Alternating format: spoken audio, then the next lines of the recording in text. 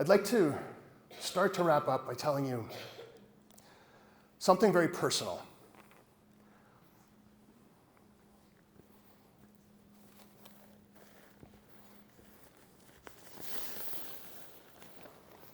I hope you're all familiar with this. This is the LGBTQ plus flag. I'm a member of the LGBTQ plus community myself. So that's a label that you can put on me. But it doesn't tell you who I am. It leads you to use stereotypes about who I am. It's not about my values. Yes, I'm proud to be part of this community, but it's not going to help you market to me. It's not going to help you build products and services and brands and institutions and ideas that will appeal to me.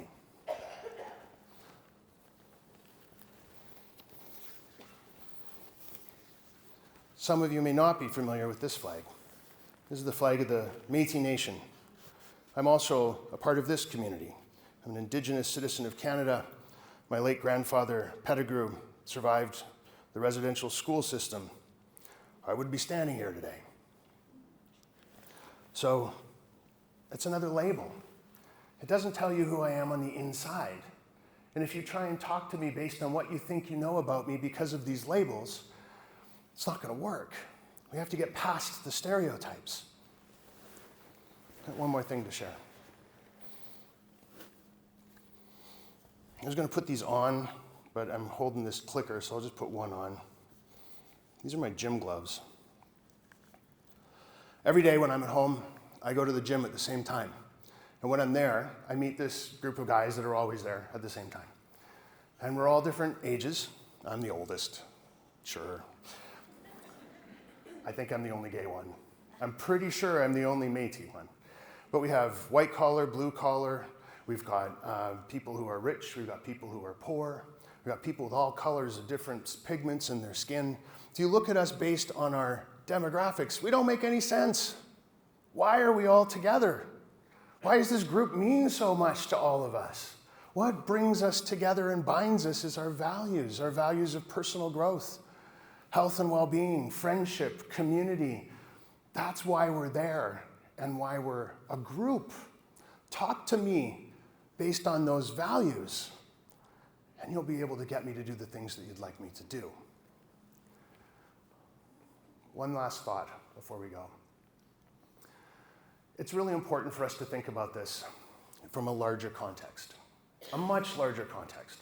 What I've hopefully started to get you thinking about today is how values are a far more powerful way for you to succeed with the work that you have to do and the important conversations that you're here to have over the next couple of days. And I applaud you all for taking the time from your busy schedule to be here and do this. It will make you more successful. But here's the important piece. The longer we continue to use demographics to try and understand each other, the longer we end up resorting to stereotypes. Because if we know that the people we're trying to engage and influence and motivate and inspire are 73% female, what are you going to do with that? You make everything pink? It sounds hilarious, but I challenge you to go into a toy store and look at the pink toys and the blue toys and tell me that stereotypes are not clear and present in the way our companies, our organizations, and our own brains approach the world. And those stereotypes themselves are not the worst problem. The biggest problem is those stereotypes fuel ageism, racism, sexism, homophobia, ... I don't need to stand here and tell you the rest of that list.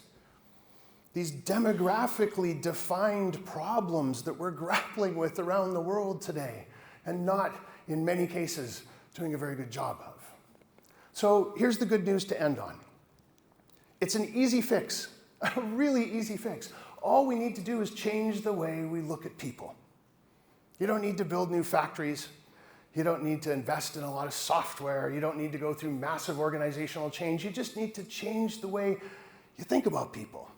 And start with yourself. What are your values? Then move out a ring. What are the values of the people that I love? What are the values of the people I work with? What are the values of the people that my job requires I understand so that I can convince them to do something I'd like them to do. And if we all leave this room today just changing the way we look at people, our values will bring us together. Our values will unite us. Our values are the answer.